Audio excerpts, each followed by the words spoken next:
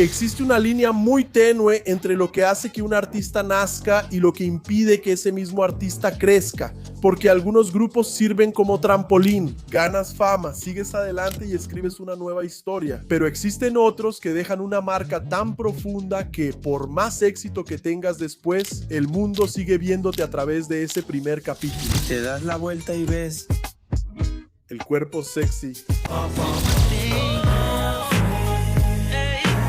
Y tal vez nadie represente mejor esa idea que Omarion, un artista que ha llegado a la cima de las listas, ha llenado arenas, ha sido nominado al Grammy, ha protagonizado películas y ha logrado una carrera solista muy respetada. En mis brazos, en mi mente, todo el tiempo quiero tenerte justo a mi lado. Chica, realmente quiero arreglar esto, porque estoy cansado de pelear. Cansado de pelear. Pero muchachos, parecía que por más lejos que él caminara, el grupo que lo lanzó siempre lo estaba persiguiendo. Ese grupo es B2K, SSP. La posibilidad de que B2K vuelva a estar juntos.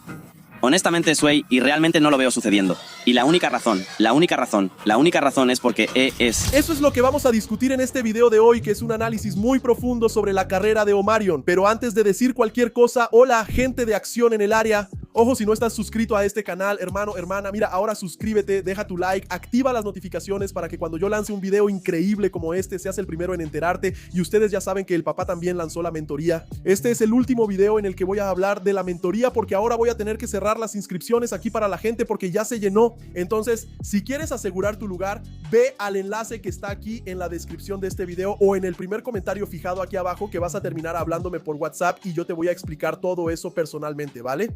Entonces vamos allá, porque la historia de Mario Omarion es extensa, hay muchas cosas para reflexionar y vamos a contar todo bien detallado ahora. Acto 1, el chico perfecto. Omarion Omarion Ismael Granberry nació el 12 de noviembre de 1984 en Inglewood, California. Y obviamente ya debes saber que crecer en esa zona de California era prácticamente sinónimo de estar inmerso desde el vientre de tu madre prácticamente en la cultura hip hop, R&B e incluso pop también. Y desde muy temprano, Omarion demostró que no era un niño común. Tenía lo que muchas personas llaman star quality, o sea, ya tenía una calidad de estrella. El tipo ya era increíble desde pequeño. Él tenía una presencia impresionante, con movimiento, estilo, ¿sabes? Que ninguna clase de teatro, de canto o de baile podía enseñarle a un niño. Siendo aún pequeño, él protagonizaba comerciales de televisión de grandes marcas como Kellogg's, por ejemplo, y hasta el propio McDonald's. Pero lo suyo nunca fueron solo los comerciales de televisión, lo suyo era el baile. Al tipo realmente le gustaba bailar. Él tenía una ligereza ahí, soltura en el cuerpo y un carisma que llamaba instantáneamente la atención de quien lo veía bailar. Él empezó a trabajar como bailarín de apoyo para grupos de R&B de la época, como por ejemplo el grupo femenino Before Dark. Y era visible para quien lo veía en ese escenario que él tendría futuro ahí en el mundo del espectáculo, pero el talento bruto no es suficiente, se necesitaban algunos factores para pulir esa joya. De hecho, les puedo decir que uno de esos factores sería la persona adecuada para pulir esa joya. Y aquí es donde entra una figura fundamental para que entendamos la historia de Omarion. Su nombre, Chris Stokes. Bien, para que entiendas a B2K, a Omarion, en fin, necesitas saber básicamente quién es Chris Stokes. Chris no era solo un empresario tradicional de la música, él era un estratega, arquitecto de la cultura pop juvenil y del R&B de finales de los años 90 y principios de los años 2000. Él ya había demostrado su tesis con el éxito del grupo Immature, que más tarde se convirtió en IMAX. Ya mencioné varias veces a ese grupo, que es el liderado por Marcus Houston. Pero Marcus aparece un poco más adelante en esta historia. Pero hermano, debes saber que la gran joya de Chris Stokes a finales de los años 90 era realmente Marcus Houston. Y lo bueno es que Chris entendió algo en esa época que ya estaba pasando con esas boy bands, Backstreet Boys, NSYNC y todo eso, que gran parte del mundo del espectáculo no estaba logrando entender. Era que las personas, principalmente las fans adolescentes, no se enamoraban solo de la música, ¿sabes? La música era solo una parte de esa ecuación. Ellas se enamoraban del artista, de una estética, de un estilo de vida, de una actitud. Y con eso podemos entender que Chris Stokes no creaba música, él diseñaba marcas. Entonces, con el cambio de milenio, más precisamente en 1999, Chris Stokes empezó a poner en marcha su plan más ambicioso. La idea era bastante simple, era como si él condensara y alcanzara a estos grupos, ¿no? Principalmente esas boy bands como The Jackson 5, que ni siquiera eran considerados boy band en esa época, ¿verdad?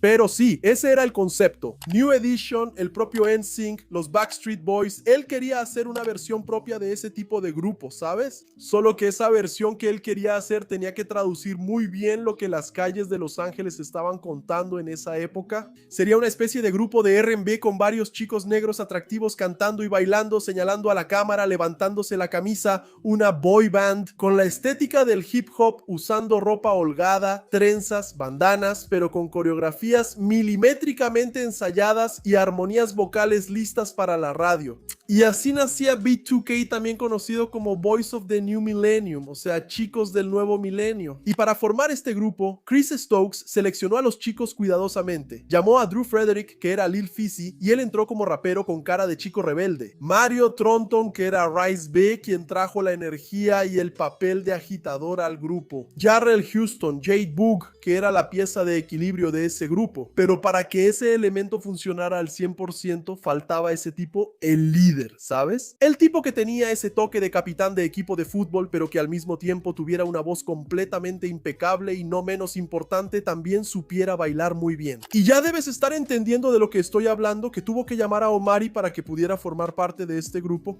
Omari sería la voz de los coros apasionados y toda la coreografía tenía que girar en torno a él. Y fue en esa broma que él añadió la O al nombre de Omari y se convirtió en Omarion. Cuando Chris puso a Omarion en el centro del beatbox B2K, no solo estaba eligiendo a un cantante, estaba creando el prototipo del chico perfecto de R&B de los años 2000. Omarion era atractivo, cantaba bien, bailaba al nivel de profesionales y exudaba un carisma magnético. La estrategia de marketing de la productora de Stokes, The Ultimate Group, también conocida como TUG, fue muy agresiva con él. Y esas personas fueron creadas para aparecer en revistas como Ride On y Word Up. Además, cada una de esas personas fue creada también para que una chica pudiera identificarse con cada uno de ellos por separado, ¿sabes? Para que ellas pusieran pósters enamoradas en sus cuartos, para que ellos aparecieran sin freno en Bet y la audiencia se fuera hasta arriba. Y hablando de Bet, era imposible que no los asociaran con la gran estrella de ese canal en esa época, que era Bow Wow, que incluso aparecía sin freno en 106 in Park, el programa de videos musicales que tenían ahí. Y por si no lo saben, B2K aparece en el video musical de la canción Ghetto Girls de Bow Wow, que también pasaban en bucle en ese programa. Pero sobre Bow Wow, que de hecho también apareció bastante en este video, ya hablamos en el video que salió hace como 2 semanas aquí en el canal. Véalo porque un video complementa al otro. Solo que el problema de que Omarion haya sido formado de esa manera, tan meticulosamente por Chris, era que antes de cumplir 18 años ya era un gran artista. Pero el gran problema de todo esto es que cuando el artista todavía no se entiende a sí mismo como persona y mucho menos como artista, y son las personas mayores las que le dicen cómo debe actuar, es ahí cuando empieza a perder una identidad que ni siquiera sabe cuál es. Y entonces, muchachos, cuando la maquinaria de B2K realmente empezó a funcionar, a nadie le importaba quién era Omari, sino quién era Omarion de B2K. Y acto 2, B2K conquista el mundo. Si en el primer acto logramos construir lo que fue Omar Omari convirtiéndose en Omarion, en el segundo acto, hermano, teníamos que hablar de cómo B2K empezó a dominar el mundo. Y cuando digo dominar, no estoy usando una figura retórica, no. A principios de los años 2000 fue el auge de la era de la televisión musical.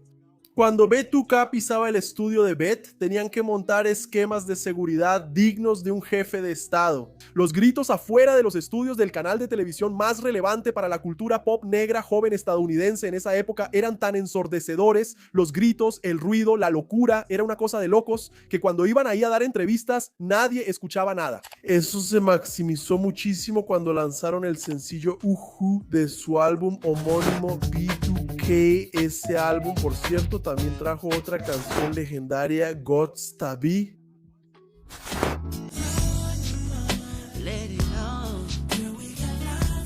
Y eso le demostró al mundo entero que la fórmula de Chris Stokes estaba funcionando muy bien. Pero nadie estaba preparado para lo que iba a venir a finales de 2002.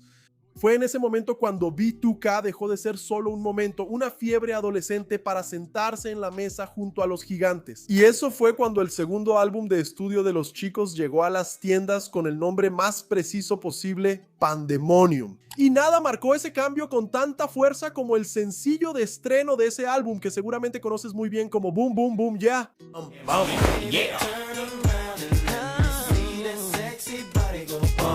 La colaboración de B2K con L. Diddy. Hermano, eso es algo más importante que la realeza del hip hop. El dueño de Bad Boy Entertainment, uno de los tipos más influyentes del género en esa época, bendiciendo el sencillo de estreno de tu álbum y convirtiéndolos en un fenómeno mundial. Vale la pena recordar también que Diddy tenía su mano metida ahí en B2K. Híjole, creo que esa analogía no quedó muy bien, pero ustedes entendieron, ¿verdad? También en la cuestión de la gestión de BTK, así que no fue nada por casualidad. Pero el resultado de todo eso es que terminó llegando al número 1 de la Billboard Hot 100. El Pandemonium también trajo la legendaria canción Girlfriend, que apenas llegó al top 30 en la Hot 100, pero eso no le quita que sea una canción legendaria y muy recordada hasta hoy. Todo lo que quiero en mi vida excepto una novia. Bien.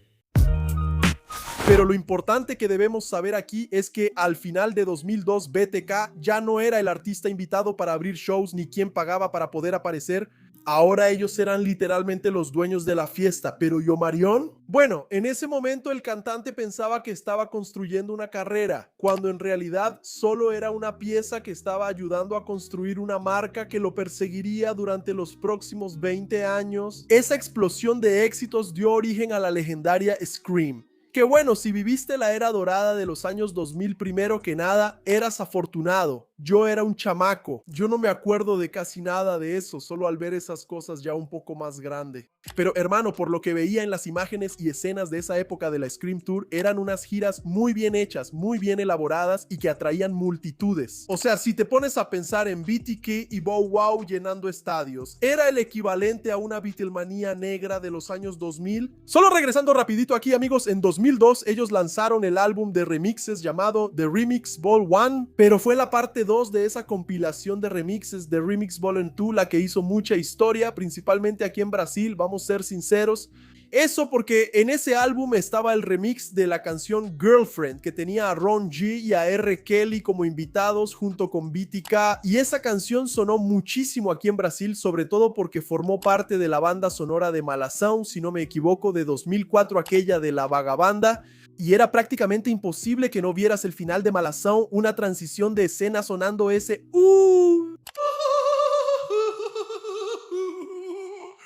Si te acuerdas de eso, vas a delatar tu edad, ya estás muy viejo. Girlfriend. Pero el impacto de B2K, hermano, en esa época trascendía esa onda. De hecho, él trascendía la música, ¿sabes? Porque ellos estaban inmersos en la cultura pop negra joven de esa época. Un ejemplo de eso, y creo que fue el primer contacto de B2K con mucha gente en la infancia, principalmente aquí en Brasil, fue cuando aparecieron en un episodio de Super Choque. Si veías religiosamente los episodios de Super Choque, y ahí lo veías todos los días en la mañana en SBT, volando con su tabla eléctrica. Hermano, hubo días en que te sorprendiste y viste a B2K cantando Now You See Him ahí, y prácticamente con certeza, en realidad, seguro te enamoraste del grupo ahí, disfrutaste esa vibra bien 2000era y negra que ellos traían, y eso incluso en versión caricatura, ese era el nivel de omnipresencia que tenían esos tipos. 2, 3, 4. Pero creo que la gran consagración de esa omnipresencia llega a finales de 2004 cuando B2K ahora salta de las pantallas de la televisión al cine. Eso porque la película You Got Served, o como la conocemos por aquí, Entre en esa danza, no solo fue un éxito de taquilla, fue el punto de partida de un movimiento que transformó las batallas de baile callejero en un fenómeno global. Y solo para que se den una idea, tanto Marques Houston, que ya era representado por Chris Stokes, como todos los de B2K, incluido Omarion, estaban en la película. De hecho, la película está dirigida y escrita por Chris Stokes. Y para hacerlo aún más nostálgico, en el elenco estaba Jennifer Nicole Freeman, que es Claire de Mi Esposa y Mis Hijos. ¿Y quieren una curiosidad? Después de esa película, tanto Jennifer como Omarion empezaron a tener un romance que fue muy comentado en esa época. Pero guarda esa información, que ellos salieron durante un año, porque más adelante en este video esto va a ser muy importante para que entendamos una parte de la historia de Omarion. Cualquier persona que siguiera a a B2K en esa época se iba a detener a pensar tipo, caray, ellos son gigantes, son un fenómeno, son enormes, Dios mío. Y para quien veía desde fuera, ese grupo realmente era un paraíso. Cualquier chico quería ser parte de él. Pero el problema de construir un imperio de una forma tan meteórica es que las grietas en la base empiezan a ceder bajo el peso de la propia corona. Y la factura estaba a punto de llegar. Acto 3, el éxito empieza a cobrar su precio. Detrás de cada entrevista mostrando una dinámica de grupo muy buena, detrás de cada portada de revista mostrando al grupo todo sonriente y así, hermano, el detrás de cámaras era completamente caótico. A medida que el grupo se convertía en una máquina multimillonaria, la relación entre los integrantes, la gestión de Chris Stokes y la producción de TUG empezaron a deteriorarse a una velocidad aterradora. El ambiente que se suponía debía ser de celebración fue consumido por disputas financieras, desconfianzas y un desgaste psicológico brutal en jóvenes que apenas habían salido de la adolescencia. La primera gran grieta en el espejo llegó con Ras B. Él empezó a levantar cuestionamientos serios sobre el dinero que el grupo realmente estaba recibiendo versus la montaña de dólares que B2K generaba para la disquera y para la gestión de Chris Stokes. Y no eran solo cuestiones financieras, ¿verdad? Eran relatos de manipulación, control excesivo y conflictos de ego que empezaron a filtrarse de los camerinos a la prensa. La dinámica entre el grupo y la gestión se volvió prácticamente un campo minado, ¿verdad? Porque de un lado estaban los chicos queriendo entender a dónde iba su dinero y del otro había una gestión muy confusa que quería controlar cada paso y cada palabra que decían, pero la posición de Omarion ante todo esto era completamente compleja, digámoslo así. Esto se debe a que, como vocalista principal, prácticamente la cara del grupo, la imagen de Omarion no estaba siendo tan afectada como la de los otros chicos. Por un lado, él también sufría la presión extrema de estar en el grupo, pero por otro lado, como era el chico más vendible, también estaba siendo protegido por el sistema que oprimía, digámoslo así. Así como hizo con Marques Houston, Chris Stokes vio en Omarion su carta ganadora, ¿no? Su diamante en bruto entre los otros chicos. Y esa dinámica, claro, creó una barrera invisible entre Omarion y los otros chicos. Entonces, muchachos, mientras la película You Got Served arrasaba en la taquilla del cine, el grupo ya estaba prácticamente disuelto ahí. Y entonces, en el auge absoluto del éxito, el grupo anunció su final. Han estado en diferentes entrevistas y han dicho que la razón de la separación fue porque estaban en apuros financieros y creen que la causa es el manager que tienes ahora. ¿Es cierto eso? No, porque sabes, yo tengo un Mercedes-Benz, tengo una casa, tengo dinero en el banco y tengo dinero para gastar. Así que no sé qué han estado haciendo ellos con su dinero, ¿sabes? Y entonces, amigo, en medio de varias fans decepcionadas, tenemos de nuevo a Omarion en medio del fuego cruzado prácticamente. Pero vamos a admitir que lo que pasaba por su cabeza era que el mismo grupo que cambió su vida estaba limitando un poco su futuro. Y la solución para ese problema, la respuesta para ese futuro puede venir ahora. Acto 4. La salida parecía la liberación, pero tal vez no lo fuera. Cuando B2K terminó, era obvio que los rumores de que Omarion seguiría su carrera solo eran muy fuertes. Y realmente eso fue lo que pasó. Bajo la tutela de Chris Stokes, que estaba manejando la carrera del cantante, Omarion entró al estudio una vez más y así sin perder tiempo, ¿sabes? Sin perder el hype. Y te voy a decir, por un momento el mundo hasta pensó que él iba a llegar muy lejos. Eso porque en 2005 él lanzó su álbum debut como solista, con el título más directo y simbólico posible. Era la declaración de independencia de Omari Graham Omarion. El disco fue un éxito rotundo y debutó en el primer lugar de la Billboard 200 y claro, entregó varios himnos de R&B, hip hop y black charm de la nostalgia de los años 2000, como por ejemplo la canción principal o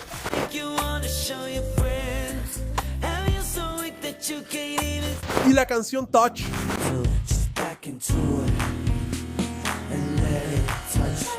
El impacto de este trabajo fue tan grande para Omarion que terminó dándole algo que el B2K con todo su éxito nunca le había dado: una nominación al Grammy por mejor álbum de R&B contemporáneo. Y era una época en la que el espectador veía todo ese éxito y decía, caray, ese tipo es increíble, va a ser el próximo Justin Timberlake, que también acababa de salir de NSYNC y estaba construyendo una buena carrera como solista, o incluso hasta el próximo Usher, porque pues tiene ese estilo de Usher. Y a veces el público veía ahí a Omari y a Omarion, no al chico de B2K. Esa sensación de triunfo parecía haber llegado a la cima en 2006 con el lanzamiento de su segundo álbum como solista, el 21, y también con el legendario primer sencillo, la canción Entourage.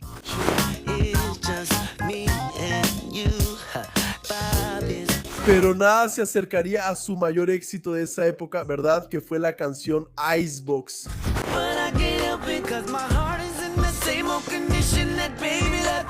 Producida por el mismo Timbaland, que en esa época también estaba trabajando intensamente en Luz de Nelly Furtado y en Future Sex Love Sounds de Justin Timberlake. Y después el resto es historia, que incluso ya contamos la historia de Timbaland aquí en este canal. Yo destaco la diferencia de Icebox por traer un estilo más futurista, ¿sabes? Algo muy diferente para lo que estaba de moda en esa época, ¿entiendes? Esa canción, hablando sobre el corazón roto, fue un monstruo en las listas de éxitos, llegando al top 20 en la Billboard Hot 100 y consolidando a Omarion como uno de los líderes de la nueva generación del R&B moderno. Y claro, junto con nombres que estaban en pleno ascenso en esa época como Trey Songz, Chris Brown, Ne-Yo y así sucesivamente. Y entonces, hermano, en el papel B2K era solo un capítulo que quedó atrás. Ahora Omarion era el rey. Solo que, como deben saber, la industria musical es experta en crear ilusiones. Por más que estuviéramos volando alto, ¿no? Omarion todavía estaba bajo la tutela de Chris Stokes, quien estaba ahí monitoreando cada paso que daba. Y, hermano, inevitablemente el pasado lo estaba esperando a la vuelta de la esquina del siguiente acto, acto 5. Y nunca pudo escapar.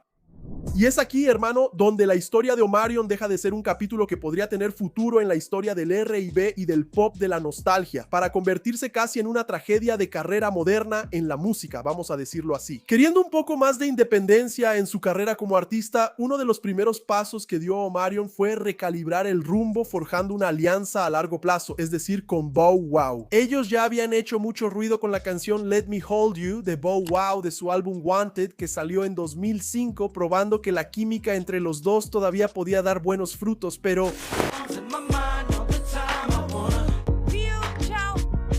es en esa época, de hecho, que empiezo a distinguir a los dos, ¿no? Porque yo pensaba que Bow Wow y Omarion eran la misma persona. De hecho, si llamé a Omarion Bow Wow en este video, ya discúlpame. Pero en 2007 la idea fue más allá de un simple sencillo. Los dos tipos decidieron lanzar un álbum juntos. Y estoy hablando de él, de Face Off. Ese álbum hizo que los dos salieran de gira, además de generar varios éxitos, ¿no? Yo destaco aquí la canción Girlfriend. Oye, amigo. Con estilo, tan guapa, pequeña, tan genial. Pero si mirabas bien al público que estaba ahí para ver, podías notar la trampa que se estaba creando. Algunas personas estaban ahí en esos shows no para ver la evolución de dos artistas ahora maduros. En realidad querían revivir la energía de la Scream Tour. Y eso hacía que el proyecto que impulsaba tanto a Bow Wow como a Omarion hacia el futuro terminara siendo una liga que los jalaba de vuelta al pasado. Yo creo que Omarion se dio cuenta de eso, porque lo que viene después es algo muy drástico, ¿sabes? Y se tituló Illusion, que salió en 2010. Ese álbum de hecho sonaba totalmente a Taio Cruz. Entonces, banda, la mención honorífica en este video está diferente, ¿ok? ¿Por qué pasa esto? He estado buscando una canción, ya llevo como 2 años con eso. Tengo el ritmo en la cabeza, pero no podía recordar quién la cantaba. De la nada, hermano, estoy aquí y descubrí que es una canción de Omarion, bro. Es Speeding. Simplemente la mejor canción de ese cantante que sonó mucho aquí en mi casa en 2010, hermano. Ese So I'm Speeding. ¿Qué onda, Cayo? Pon a Omarion para que suene su mejor canción ahí, compa. Puf, estoy bien feliz, hermano.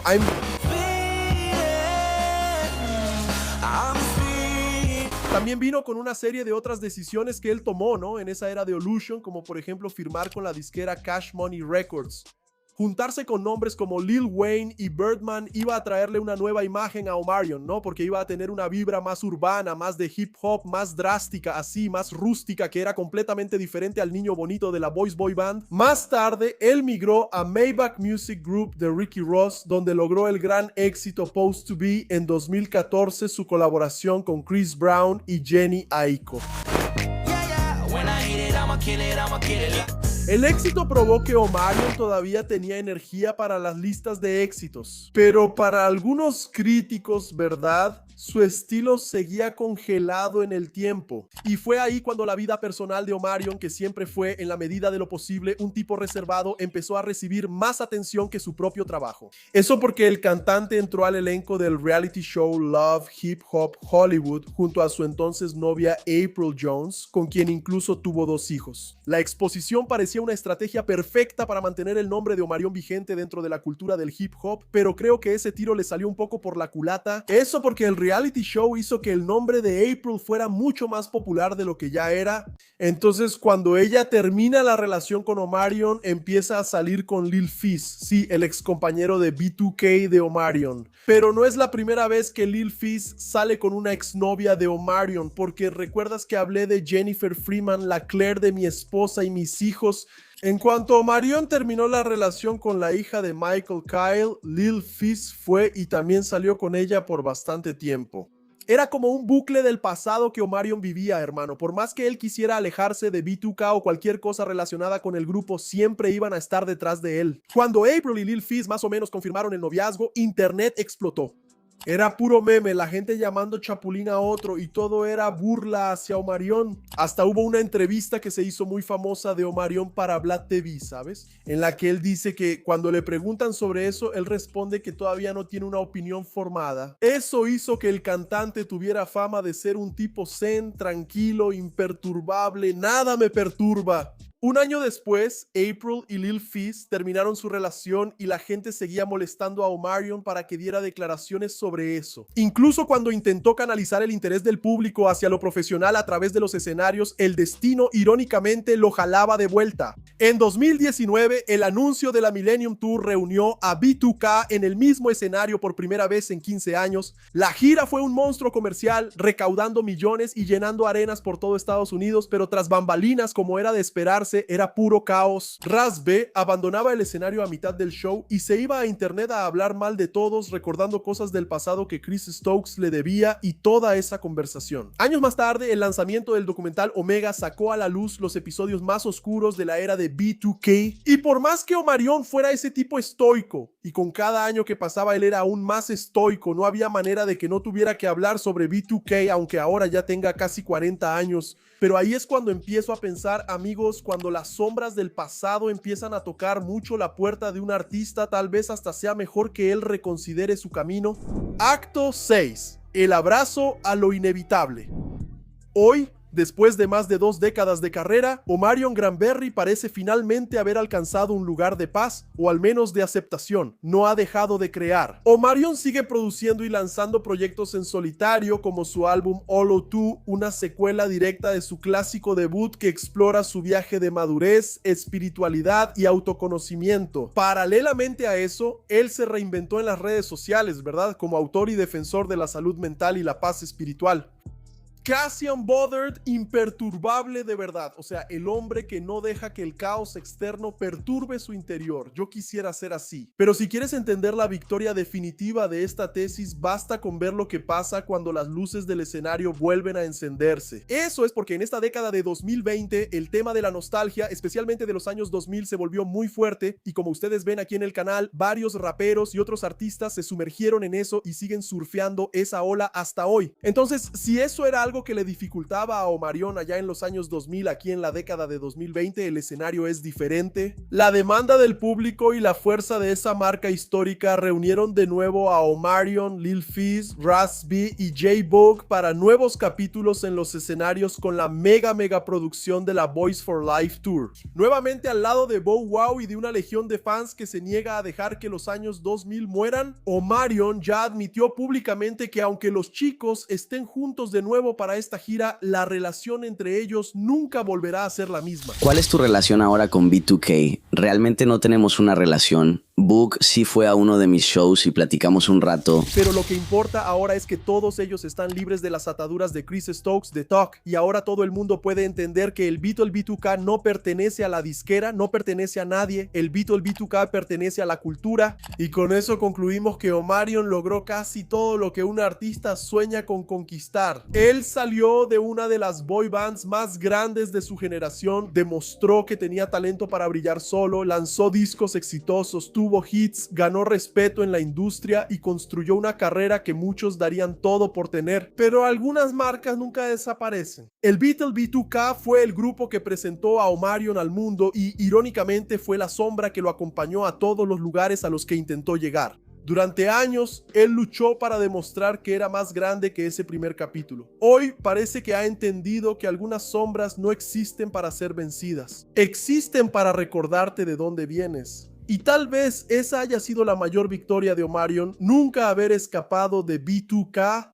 pero finalmente él aprendió a caminar al lado de su propia sombra. Pero esa es mi opinión. Me gustaría saber qué piensan ustedes allá en casa. Comenten todo aquí abajo, muchachos, y también comenten la palabra sombra si llegaron hasta el final de este video, porque voy a estar pendiente ya que yo me despido por aquí. El enlace de la mentoría está aquí abajo o en el primer comentario fijado. Entonces, amigos, sin más, un abrazo para Gerson Saldaña. Hasta nuestro próximo video. Y gracias.